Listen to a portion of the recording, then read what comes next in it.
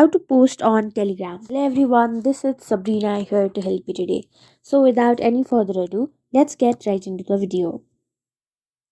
So first, launch your Telegram application. After that, on your bottom right corner, you will see a camera icon or a pencil icon. In order to post, simply tap in any one of these. If you want to add a photo or video, go to the camera icon, and if you want to post something written, go to the pencil icon. You will land in this camera icon, or this camera opens up when you tap on the camera icon. You will also be able to access media from your gallery. All you have to do is select the video or the photo that you want and then tap on next. Now simply go to post story and done. So that's how you do it.